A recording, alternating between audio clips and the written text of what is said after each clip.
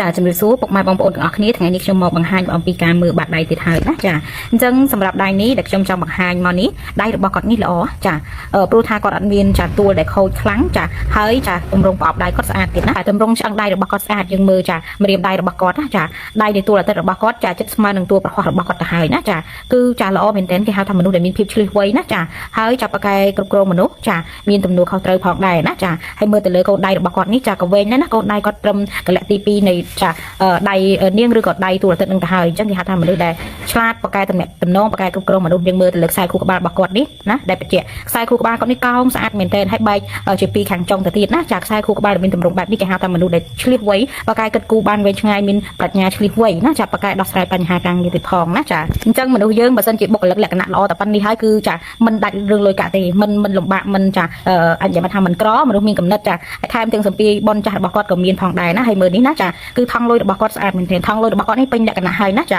ព្រោះមានចាលើកខ្សែវាសនារបស់គាត់ក៏មានត្រីកោណនៅលើខ្សែវាសនារបស់គាត់នៅត្រង់នេះណាចានៅក្នុងអាយុ33ឆ្នាំរបស់គាត់នេះមានខ្សែចាត្រីកោណលើខ្សែវាសនាដែលគេហៅថាខ្សែជីវិតគាត់ឡើងអាចទិញទ្រព្យបានឬក៏មានលុយចាយរកកាក់កបល្អប្រសើរណានេះណាចាចុងនៃខ្សែហ្នឹងចាមកចូលនៅក្នុងថង់លុយរបស់គាត់តែម្ដងគឺល្អមែនទែនគេហៅថាថង់លុយដែលពេញលក្ខណៈណាតែខ្ញុំធ្លាប់បានបង្រៀនហើយថង់លុយដែលពេញលក្ខណៈគេថាមនុស្សដែលមិនងាយដាច់លុយកាក់មនុស្សប៉ាកែរលុយចាហើយចាអាចនឹងកាន់លុយធំបានចាណាចាមើលគាត់នឹងមានផ្ទះបុនរបស់គាត់ទៀតណាផ្ទះបុនរបស់គាត់គឺមាន2យ៉ាងជាក់លាក់ណាចាហើយផ្ទះបុនខ្ញុំធ្លាប់បានប្រាប់ចាបងប្អូនវីដេអូច្រើនហើយថាផ្ទះបុននេះអ្នកដែលមានចាផ្ទះបុនគឺបានចាមានផ្ទះល្អនៅចាអ្នកដែលអាចថាទិញផ្ទះមកបានក្នុងន័យដែលផ្ទះនឹងអាចធូរថ្លៃចាគេហៅថាមិនគួរនឹងបានហើយបានណាផ្ទះនឹងបែបអញ្ចឹងហើយអត់មានការបាត់បង់ទៅវិញទេអាហ្នឹងគេហៅផ្ទះបុនណាចាហើយដៃរបស់គាត់នេះណាចាគឺទោះបីជាខ្សែវាសនារបស់គាត់នៅវ័យចាស់នៅទួលនីមួយជាពិសេសនៅទួលសៅនេះមិនសូវជាមានកម្លាំងល្អប៉ុន្តែដៃគាត់ដូចខ្ញុំនិយាយចឹងមនុស្សឆ្លៀសវៃមនុស្សឆ្លាតវៃតែងតែរកឲ្យខ្លួនឯងសនុកសុខស្រួលមិនឲ្យលំបាកទេថែមទាំងគាត់មានកូនល្អទៀតណាមានកូនល្អដែលអាចពឹងពាក់បណ្ណអាស្រ័យបានទៀតណាចាខ្សែវាសនាមិនអត់ទេនៅវ័យចាស់តែគ្រាន់ថាខ្សោយនៅណែនាំឲ្យគាត់ធ្វើបុណ្យបន្ថែមចាទៀតទៅចាគឺនឹងល្អប្រសើរហើយណាហើយនៅត្រង់នេះណាចាខ្ញុំឃើញអ្នកខ្លះ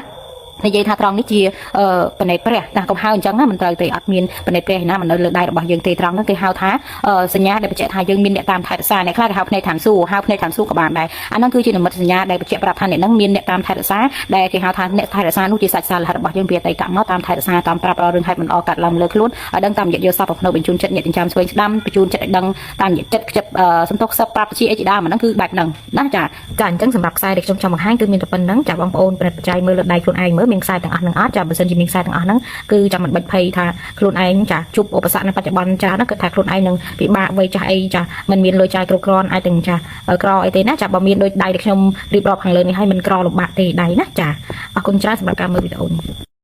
ចាជំរាបសួរពុកម៉ែបងប្អូនទាំងអស់គ្នាចាថ្ងៃនេះខ្ញុំមកបង្ហាញអំពីខ្សែមួយណាចាគឺគេហៅថាខ្សែព្រះអាទិត្យណាចាខ្សែព្រះអាទិត្យនេះគឺសំខាន់ណាស់ចាដែលអ្នកជាវិទ្យាមួយចំនួនគឺគាត់ហៅថាខ្សែសំខាន់ចាព្រោះខ្សែនេះគឺវាចាសំខាន់ចាគឺវានិយាយអំពីកិត្តិយសគេឈ្មោះចាមុខតំណែងចាលុយកាក់នឹងតែម្ដងគឺរួមនៅក្នុងនឹងតែម្ដងអញ្ចឹងទួលនឹងសំខាន់ណាបើកម្លាំងទួលល្អមានខ្សែល្អអាហ្នឹងគឺចាល្អខ្លាំងមែនទែនឥឡូវយើងមកមើលដៃរបស់គាត់ចាសម្រាប់ទួលអាទិត្យគឺវានៅត្រង់នេះណាចាមើលខ្សែព្រះអាទិត្យរបស់គាត់ចាគឺត្រង់ស្អាតចាហើយពីរជួបគ្នាទៅទៀតណាចាខ្សែព្រះអាទិត្យពីរស្របគ្នាបែបនេះគឺល្អណាស់ចាគឺបានន័យថាចេះទោះបីតែពីក្មេងចាគាត់មានការហត់នឿយមានឧបសគ្គច្រើនពិតមែនខ្សែជីវិតនេះចាតែវ័យចាស់ល្អចាជាអ្នកមានកិត្តិយសគេឈ្មោះក្នុងសង្គមដៃនេះណាចាហើយបើគាត់ជាអ្នកធ្វើការវិញចាគាត់ជាអ្នកធ្វើការវិញគឺគាត់នឹងបានមុខតំណែងល្អចាដៃនេះទៅធ្វើការកន្លែងណាមិនដែលជាកូនចៅគេទេណាចាគឺច្រើនតែជាមេកាយគេនឹងឯងណាចាគាត់ធ្វើការនេះអាចបើសិនជាអ្នកធ្វើការគឺអាចនឹងមានតំណែងធំមួយដែលមានតួនាទី2ដែលធ្វើឲ្យចាប្រាក់ខែរបស់គាត់ក៏ចូលពីច្រកផងដែរណាចាបើជាអ្នករកស៊ីវិញក៏មានមុខរបរមួយនឹងថឹងចាហើយមានចំណូលចាល្អរហូតដល់វ័យចាស់ហើយមុខរបរហ្នឹងល្បីល្បាញទៀតមានកិត្តិយសគេឈ្មោះល្បីល្បាញគេស្គាល់ច្រើនចឹងទៅណ